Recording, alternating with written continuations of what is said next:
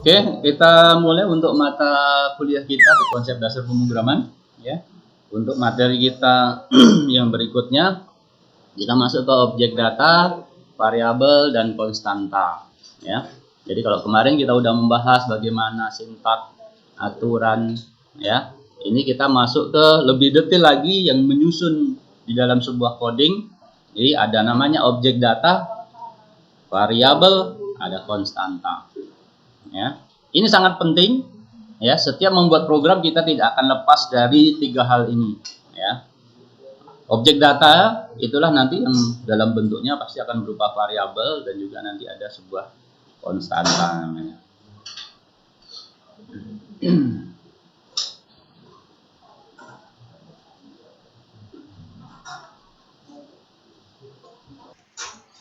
Oke, kita lanjutkan untuk tujuan pembelajaran ya. Sebenarnya tiga hal yang akan kita pelajari di pertemuan kita.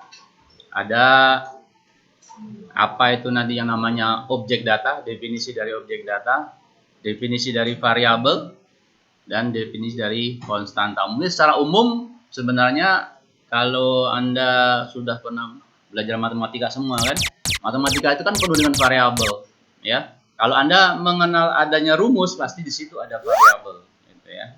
Nah, apakah sama nanti variabel yang dimaksudkan itu di dalam pemrograman? Nah, nanti kita akan bahas di sini. Nah, penyimpanan data di komputer. Ingat, kita nanti akan mempelajari program, bagaimana pemrograman. Ya. Program itu hanya bisa dikerjakan oleh komputer. Nah, maka di sini Anda harus memahami juga yang namanya penyimpanan data di komputer. Jadi, komputer itu untuk bisa bekerja, ya, dia butuh penyimpanan data. Ya. Nah, penyimpanan data ini di dalam komputer sebenarnya kalau kita belajar ilmu tentang komputer, hardware komputer, itu namanya ada memori internal dan memori eksternal. Gitu kan? Memori internal adalah memori yang di dalam. Nah, di dalam semua kalau memori ya. Memori internal itu memori yang bisa diakses langsung ya, yang dia menyimpan semua perintah-perintah ibaratnya perintah-perintah harian ya, perintah-perintah harian ya. Terus kalau memori eksternal itu memori tambahan sebenarnya ya. Memori eksternal itu memori tambahan yang bisa dipakai untuk menyimpan data dalam waktu yang lama. Nah, salah satu perbedaan internal sama eksternal itu begitu komputer mati, memori internal itu hilang. Ya. Karena representasinya memori internal itu adalah RAM. Ya, RAM itu memori internal. Dia akan berisi pada saat komputer lagi hidup seperti ini. Jadi ini memori internal lagi penuh-penuhnya, seluruh program yang dijalankan oleh komputer itu semuanya berada di memori internal. Kita buka PowerPoint, maka memori internal berisi PowerPoint, berisi Windows, berisi apalagi nanti. Kalau kita buka internet berarti berisi memori internalnya berisi browser dan sebagainya. Ya. Sedangkan kalau untuk yang eksternal, apa yang kita simpan berupa file. Oh, kita nge-save nama filenya apa? Nama filenya materi keempat. Oh, itu disimpan ke dalam memori eksternal. Biasanya berupa hard disk gitu ya. Jadi di dalam penyimpanan data di komputer itu ya, organisasi yang sederhana, barisan bit yang dikelompokkan menjadi byte dan word. Jadi sebenarnya kalau kita mau melihat daleman ya, melihat daleman komputer, memori komputer itu sebenarnya sangat rumit gitu ya, sangat rumit. Anda tidak pernah membayangkan kan gimana kita naruh perintah di dalam komputer itu seperti apa. Kita nggak pernah terbayang. Bagaimana dia naruh variabel. Kamu nyusun variabel itu ada variabel nama, alamat, nomor telepon. Dia nyusunnya seperti apa? Apa seperti rak, berjejer ke kanan ke kiri ataukah ke atas ke bawah? Kita nggak tahu. Karena itu nanti sudah diurusi oleh yang namanya sistem operasi. Nah, jadi pada saat program berjalan ini ada pengelola komputer itu sendiri, yaitu sistem operasi. Nah, memori komputer tadi dari sel-sel dasar yang disebut dengan alamat. Isi sel merupakan suatu nilai, ya. Nilai merupakan abstraksi secara matematis yang dapat dibaca dan dimodifikasi selama program dieksekusi. Nah, ini. Jadi pada saat program berjalan banyak sekali yang bertaburan di dalam memori komputer kita. Ya, seperti halnya kita di sini ini banyak sekali yang lagi berjalan-jalan berlalu-lalang, ya. Data-data yang dikirimkan dari WA kalian ini, ngirim WA tuh yang kalau kelihatan ini mungkin sudah penuh ini lalu lintas udara kita ini penuh dengan sinyal-sinyal, ya. Ada yang ngirim gambar pempek, ada yang ngirim gambar buah, ya, macam-macam.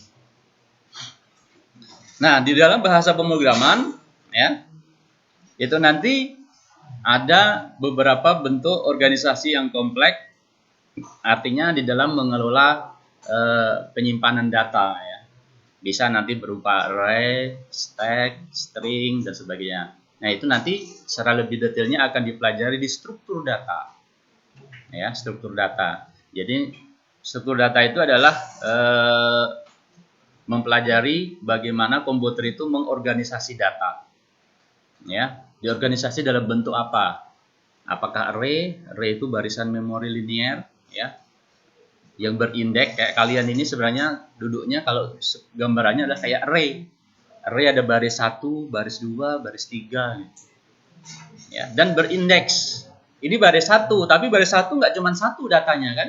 Baris satunya ada 1, 2, 3, 4, 5, 6, 7, 8. Artinya berindeks. Baris 1 indeks 1 berarti yang di sini.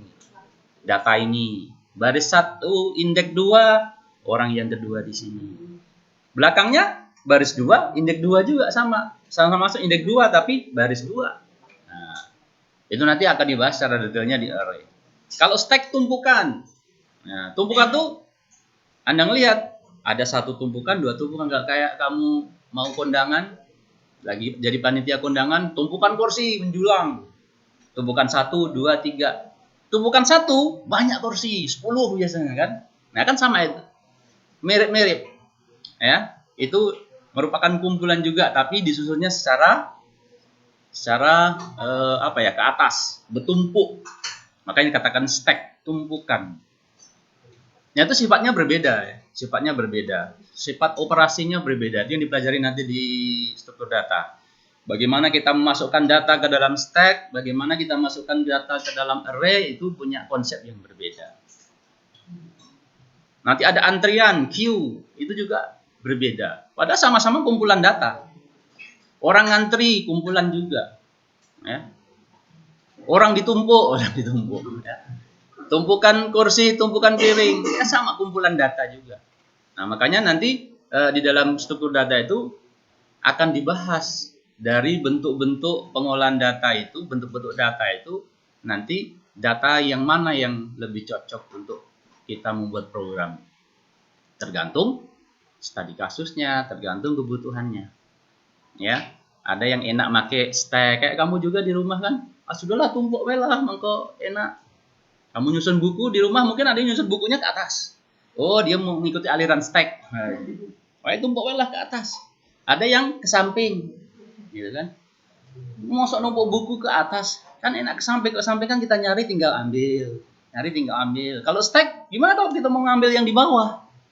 Aduh, susah. Pakso angkat dulu semuanya, pindahin baru. Nah, jadi masing-masing punya kelebihan dan kekurangan. Nah, seperti itu nanti pengolahan data dalam komputer itu, ya. Nah, itu secara detailnya nanti akan dijelaskan di mata kuliah struktur data. Nah, mengenai objek data. Jadi pengelompokan satu atau lebih potongan data di dalam virtual komputer pada saat runtime. Nah, jadi objek data ini komputer pada saat runtime, komputer pada saat jalan seperti ini. Sistem yang lagi berjalan. Kalian buka Cisco misalkan, artinya yang saat itu runtime, ya, yang lagi sedang berjalan adalah software Cisco, gitu, ya. Beberapa objek data dibuat oleh programmer itu bisa berupa variabel, konstanta, ataupun array. Jadi sebutannya kalau di dalam komputer itu ya data gitu kan. Oh, apa udah dimasukin belum datanya? Udah dimasukin belum datanya? Yang dimasukkan data itu apa? Nah, secara spesifik kalau di dalam program yang dimasukkan data itu ialah variabel. Bisa berupa variabel, bisa berupa konstanta. Tentunya paham ya bedanya variabel sama konstanta? Perbedaan mendasar antara variabel dan konstanta apa?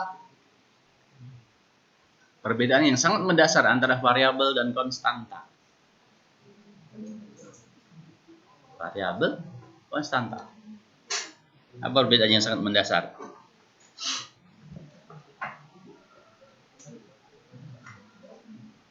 Pada saat runtime, pada saat program berjalan, itu ada yang berjalan, yang berada dalam memori komputer, itu ada yang berupa variabel, ada yang berupa konstanta. Yang namanya variabel itu nilainya bisa berubah-ubah. Suatu saat, setiap saat bisa berubah. Sepersekian detik bisa berubah. Tapi kalau yang namanya konstanta, begitu program sudah running, konstanta ini nilainya tidak akan pernah bisa diubah. Ya, namanya juga konstan, tetap, gitu ya. Tidak akan pernah bisa berubah. Contohnya ada program, kamu bikin program menghitung luas lingkaran. Di sana ada sebuah nilai konstanta. Apa nilai konstantanya? Ya, pi. Nah, pi. Makanya yang namanya pi itu di Indonesia, di Amerika, di mana aja nilainya ya itu. Karena itu sebuah nilai tetapan, sebuah konstanta. Ya, nilainya tidak pernah bisa diubah. Nah, sebuah data yang dideklarasikan dia sebagai konstanta itu dimaksudkan agar selama program berjalan nilai itu tidak pernah berubah. Karena kalau merubah nilai itu akan merusak hasil, ya, menghasilkan informasi yang nanti tidak akan sesuai. Objek data lainnya dibuat oleh sistem, ada buffer, ada list ruang kosong, ada stack. Nah, itu tadi. Ini sebenarnya yang nangani nanti sistem operasi ya. Jadi sebenarnya kalau kita itu belajar program itu kan belajar di satu sisi aja yang kita lihat. Kita ngerunning program gitu ya. Tapi sebenarnya banyak hal di situ yang terkait. Itu tadi ada buffer. Buffer itu memori terkecil di dalam komputer kita. Itu namanya buffer. Ada list ruang kosong. Ya, list ruang kosong. List ruang kosong itu kalau dalam struktur data nanti Anda belajar namanya collection, ya. Jadi data itu kadang-kadang sudah tidak digunakan lagi, ya, tidak digunakan lagi. Terutama apalagi misalkan array nanti. Array itu barisan memori kayak gini kan, ruang ini kan kosong ini. Data di dalam komputer kalau nggak ada nilainya, ya, tapi wadahnya tetap ada. Ini makan memori juga sebenarnya. Nah, jadi kalau untuk efisiensi memori ini sebenarnya bisa dihanguskan, bisa dimusnahkan. Nah, itu nanti belajar di sistem operasi juga ya. Ada namanya garbage collection, koleksi sampah. Jadi koleksi sampah itu mendata memori-memori yang tidak digunakan lagi. Ya, memori-memori yang tidak digunakan lagi. List ruang kosong. Nah, gunanya sebenarnya macam-macam. Kalau mau dihapus atau gunanya kalau ada data yang baru. Ya, kalau ada data yang baru, komputer, sistem operasi nanti bisa langsung menempatkan di ruang kosong tersebut. Kayak kamu apa? Among tamu, ya, pengantar tamu. Ada tamu datang. Wah, mana ini kursi yang kosong? Nah, begitu Anda sudah tahu ada kursi kosong, kan enak. Sini Bapak, sini sana masih ada kosong satu. Di komputer kayak gitu juga. Jadi kalau ada memori yang datang, disimpan dalam memori, ya, komputer itu sistem operasi langsung nyari. Berdasarkan list ruang kosong tadi, dia nyari mana yang kosong untuk menaruh, untuk meletakkan data tadi ke tempat yang kosong. Nah, kalau ada data masuk, tetapi tidak ada lagi ruang kosong, itu namanya memori sudah penuh. Nah, kalau memori penuh ada data yang masuk dan data itu mau dipakai, nah ini yang akan menjadi masalah. Itulah yang galak komputer kamu tiba-tiba ngeheng, lamo. Ngapa lamo? Sebenarnya dia proses nunggu. Data ini mau dipakai tapi belum bisa didudukkan. Nah, nunggu saling tunggu, akhirnya apa? Kayak ngeheng lamo, tidak berjalan-jalan. Nah, akhirnya apa? Aduh, ngeheng, reset. Nah, di reset itu adalah bakar seluruh data. Langsung kosong lagi RAM kita. Nah, ya kan? Jadi semuanya di close, memori-memori yang sudah nggak pakai di close, baru begitu up, fresh lagi. Kayak kamu ngeriset HP, waduh lah beratnya HP aku nih. Dari kemarin belum gue matikan, ya udah matikan dulu. Ya.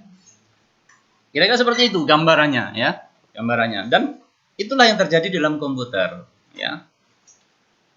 Objek data menggambarkan suatu kontainer untuk nilai data, suatu tempat di mana nilai-nilai data disimpan dan dipanggil kembali. Nah, ya, kayak kontainer. Kontainer kan tahu kontainer, di dalamnya kita bisa berisi macam-macam. Objek data dikarakteristikkan oleh suatu kumpulan atribut. Atribut menentukan jumlah dan tipe nilai objek data.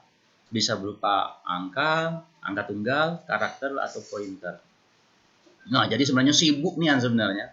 Ya, kalau kamu masuk jeruan komputer ini, kalau komputer lagi jalan ini di dalam komputer ini sibuk sekali. Ya, sibuk sekali ngelayani kamu tuh sibuk sekali. Ya, begitu Anda buka PowerPoint, dia langsung nyari tempat kosong untuk naruh PowerPoint. Buka PowerPoint sambil browsing pula. Buka lagi ya untuk browser. Nah, taruh di mana di RAM-nya. Nah, di browser kamu buka lagi, misalkan buka Syspo. Buka Syspo, download apa? KRS, download KHS misalnya. Begawe lagi sistem operasi. Download ini mau ditaruh di mana? Dia berhubungan pula dengan sistem media eksternal, hard disknya kan tidak disimpan. Nah, sebenarnya sibuk sekali. Itu adalah kalau di dalam komputer itulah objek data. Pokoknya semua yang berada di dalam RAM pada saat program berjalan itu disebut objek data. Ya. Kayak kamu di sini masuk sini, kamu ini objek data semua kamu di sini. Ya. Kamu di sini objek data semua. Ada yang pakai baju merah, kuning, hijau, ada cewek, ada cowok, ada yang segar, ada yang ngantuk, ya. Ya, itu mengenai objek data. Nah, ini gambarannya. Jadi objek data itu kayak kontainer tadi itu kan. Ya, di dalamnya punya nilai nantinya. Ya, ada nilainya, ya. Nah, nilai itu nanti ya akan dimanfaatkan, digunakan pada saat dibutuhkan. Ya. Jadi nggak cuma ngelempar-ngelempar aja, karena kalau komputer cuma ngelempar-ngelempar data, kayak kamu ngelempar baju ke lemari atau apa ya, ngelempar barang kalau udah ke rumah, bro, pas nak nyari lagi, aduh di manalah tip aku kemarin, tipek tertaruh di mana, ini ya ngapus, aduh. Nah, karena apa? Karena kamu naruh di suatu tempat yang kamu tidak nyatet alamatnya, tidak mengingat alamatnya. Naruh basing taruh lempar-lempar. Nah, komputer nggak bisa seperti itu. Komputer setiap naruh data di dalam komputer, di dalam RAM, dicatat.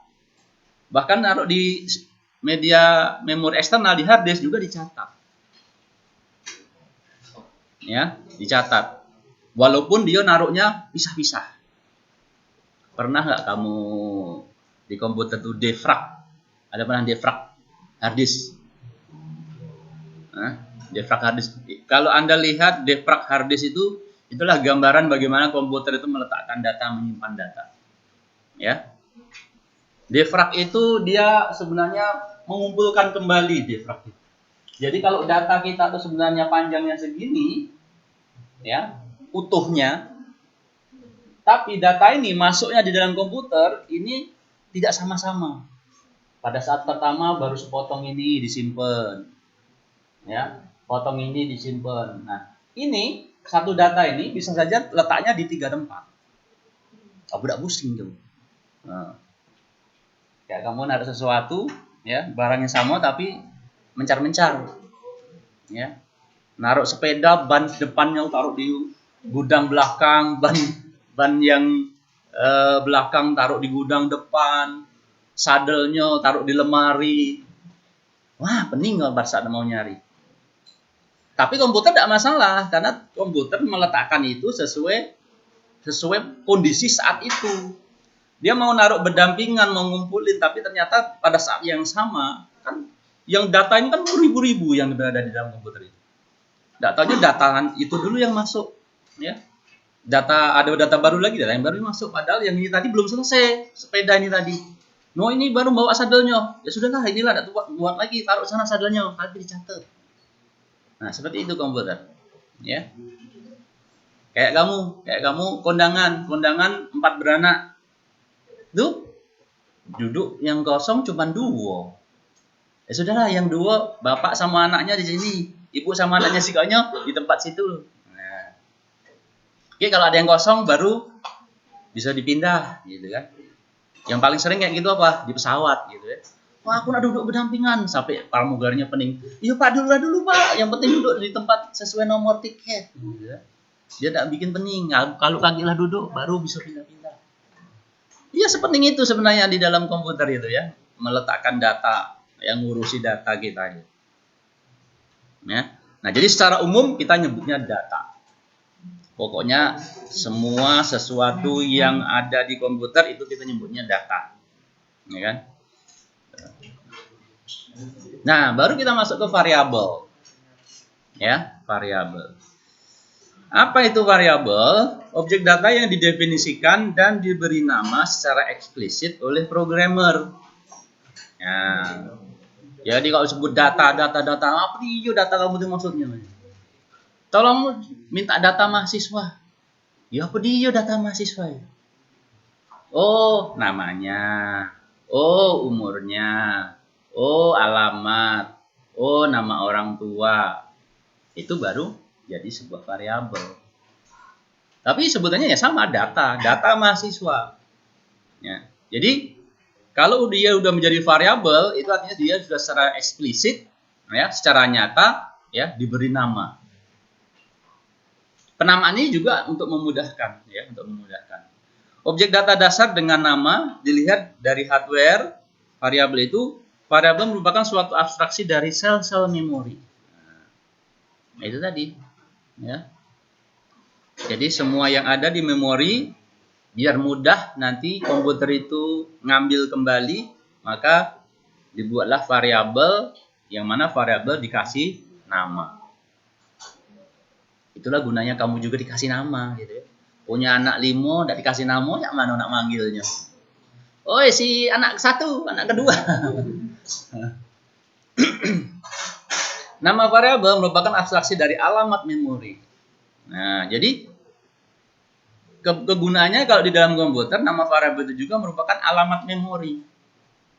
Oh, Pak, memori kita ini ada alamatnya? Ya ada. Itulah makanya komputer itu secara cepat bisa menemukan data itu karena ada alamatnya. Ya, kamu nyari nama mahasiswa Lamonian, coba kita pakai komputer pasti cepat. Ya. Kalau kamu ke klinik, ya, klinik rawat jalan, Pak, namanya siapa? Namanya Budi. Sudah pernah berobat ke sini belum? Sudah. Ada nomor apa namanya? Nomor medical recordnya ada. Aduh, lupa nggak tahu naruhnya. Waduh, gimana ya? Namanya Bapak siapa namanya? Bapak ini pulang kemana? Dia terakhir Bapak inget ke sini bulan apa? Waduh, udah inget lagi gitu kan. Ya. Tapi kalau sudah ada komputer, pengelolaan komputer, namanya siapa Pak? Kalau nggak ada nomornya, sudah namanya Suyanto. Oh, Suyanto. Duh, dapat. Ya. Oh, Bapak ini terakhir ke sini batuk-batuk, Iya. Ya. Nah, karena apa? Karena komputer pengelolaannya secara sistem operasi sudah lebih cepat tadi itu, ya. Statement assignment merupakan abstraksi dari modifikasi suatu sel. Jadi nilai itu bisa dimodifikasi. Yang namanya modifikasi itu sebenarnya merubah sedikit saja, itu namanya modifikasi. Ya. Ada variabel A, tadinya isinya 5 jadi 6, itu udah namanya modifikasi. Ya. Jadi biasanya dipakai adalah statement assignment, ya, pemberian nilai. Nah, sehingga variabel itu mempunyai 4 bagian, nama dan scope, tipe, ada L value, ada R value. Ini merupakan variabel, ya. Ada nama variabelnya sendiri, tipe. Nah, tipe itu nanti kita akan bahas lebih banyak lagi tipe. Ya, ada L value, ada R value. Apa itu 4 bagian itu? Nah, sebelum sana masih penjelasan tentang variabel. Variabel adalah lokasi memori yang dicadangkan untuk menyimpan nilai-nilai atau harga. Nah, data tadi, kan? Variabel menyimpan data dilakukan selama program dieksekusi, yang nantinya isi dari variabel tersebut dapat diubah oleh operasi-operasi tertentu pada program yang menggunakan variabel. Variabel dapat menyimpan berbagai macam tipe data. Ya. Sampai sini kira-kira bisa dipahami. Pokoknya gitu ya. Di dalam komputer ini sesuatu yang kita butuh ke dalam komputer ini pasti itu data. Coba aku nak buka data dulu. Data itulah yang kita menyebutnya secara umum. Dalam pemrograman, data itu berupa variabel. Variabel ini tadi ya penjelasannya. Menyimpan nilai, karena yang namanya variabel itu dia tidak akan berupa belum muncul variabel kalau memang nggak diperlukan nilainya. Ya. Variabel menyimpan data selama program dieksekusi. Iya. Jadi memang variabel itu sangat penting karena pada saat program dijalankan. Karena pada saat kita ngoding itu variabel belum begitu berguna ya. Tapi begitu program di running, Anda masukkan nama Anda, Suyanto. Ya. Masukkan tanggal lahir. Nah, itu ke variabel semua tuh nyimpannya. Ya. Bagaimana Suyanto kemudian nanti dibaca, kemudian tiba-tiba muncul Anda bintang Anda adalah Leo misalkan. Tahu dari mana? Tadi kan ada data tanggal lahir gitu kan. Nah. Ya, itu kegunaannya nanti. Itu kalau program sedang berjalan, ya. Variabel yang nanti akan bekerja. Nah, nama dan scope. Variabel tadi, data tadi di dalam komputer yang sudah jalan disebut variabel. Variabel punya nama. Nama variabel, apa itu nama variabel? Merupakan string dari karakter. String itu apa string? Ini kalau kita dalam belajar dalam pemrograman itu string, karakter, numerik gitu ya istilah-istilahnya. String itu adalah kumpulan karakter string itu. Ya. Apa? String itu kumpulan karakter. Jadi di keyboard kita ini kalau dikumpulkan seluruh yang ada di keyboard ini, baik cuman terdiri dari 2 karakter, 3 karakter, itu sudah menjadi sebuah string. Kalau yang masih namanya karakter itu cuma 1 digit. Ya. 1 digit.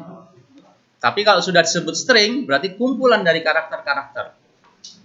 Kayak Suyanto, itu kumpulan dari karakter S, U, Y, A, N, T, O. Nah. Secara umum, kalau cuma karakter-karakter tadi sebut digit. Ya. Digit. Makanya Suyanto itu ada berapa digit? Suyanto 7 digit. 7 kali. Nah.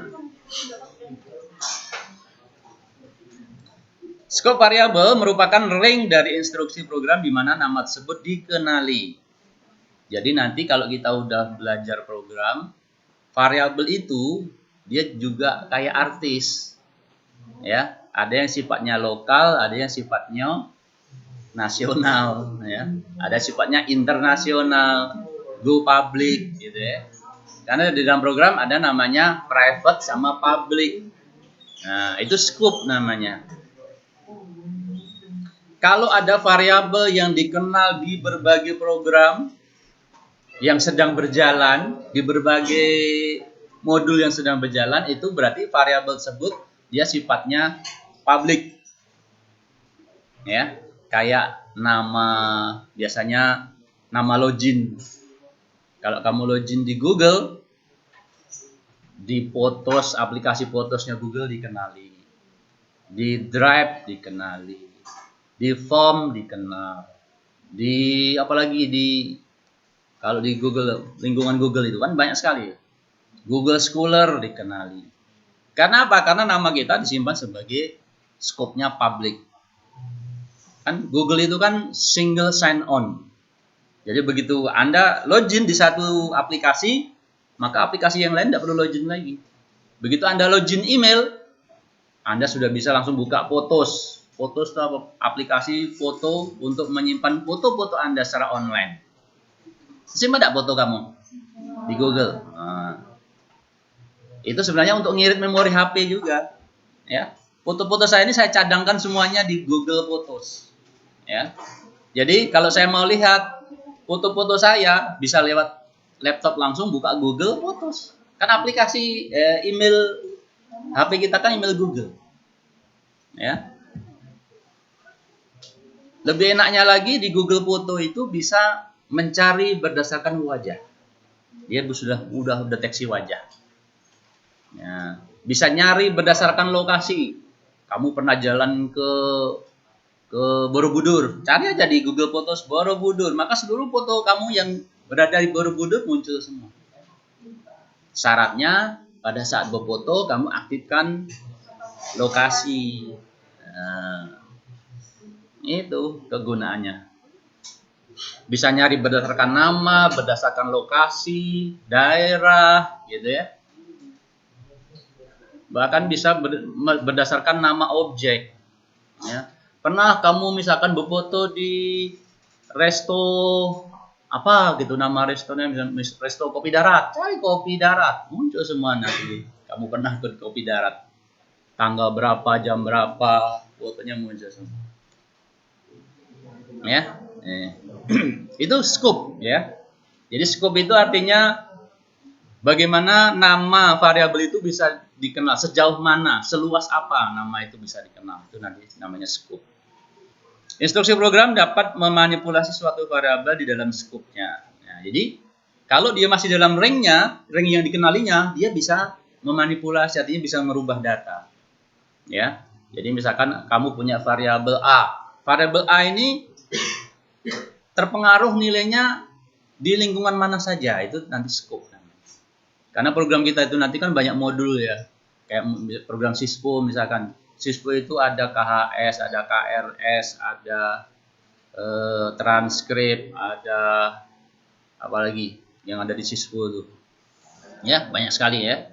Nah, jadi skop nama variabel itu ya, kalau dia dikenali di seluruh modul itu namanya dia skopnya public. Ya. Nah, itu nanti ada gunanya sendiri ya, ada kebutuhannya. Ya, kapan kita harus memakai skop public, kapan private. Variabel akan terlihat dalam skop, variabel tidak akan terlihat kalau sudah di luar skop.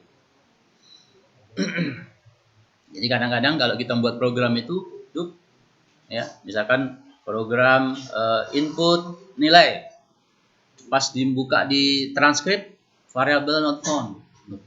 Kok variabel nama kok nggak ketemu ini? Kenapa ini? Oh, ternyata variabel namanya salah ngeset. Dia hanya private pada saat KHS aja, pas di transkrip dia tidak dikenali. Nah, itu nanti kebutuhannya secara teknisnya di dalam pembuatan program. Tapi yang perlu Anda pahami di sini adalah bahwa variabel itu punya jangkauan apa namanya, wilayah. Ya. Itulah yang dinamakan scope. Ya, scope. Karena terkadang jangkauannya terlalu luas justru bikin ribet. Maksud saya variabel ini cuman untuk ngitung gaji aja, pas di sini ada gaji, ada tunjangan, ternyata berubah nilainya. Nah, ini karena salah ngeset, ya, salah ngeset Pak nama variabel. Nah, itu yang kadang-kadang bikin pusing ini. Ngapa nilai gajinya kok berubah? Berubah dari mana ya? Tidak taunya di sini ada variabel gaji, di sini ada variabel gaji juga. Padahal sebenarnya gaji di sini maksudnya gaji honor jamnya, kalau ini maksudnya gaji per bulannya, gitu kan? Nah, karena ngasih namanya sama, ya, akhirnya dibaca sebagai skop yang sama, skop yang lebih luas, sehingga gaji pokoknya laju berubah menjadi gaji per jam. Nah, apa gaji pokoknya jadi cuma 500.000? Pada gaji pokok dia tuh sebenarnya 5 juta. Dari mana ini? Oh, ternyata berubah pada saat masuk program menghitung honor misalkan. Nah, itu kadang-kadang kalau tidak hati-hati di dalam membuat program, ya variabel itu ini tadi bisa bikin pusing. Nah, ini adalah berhubungan dengan scope. Tapi kalau Anda sudah ingat bahwa scope, nah harusnya kemudian Anda harus hati-hati. Oh, variabel ini harus kita buat private karena nilai variabel ini tidak boleh terpengaruh oleh modul lain walaupun misalkan namanya sama.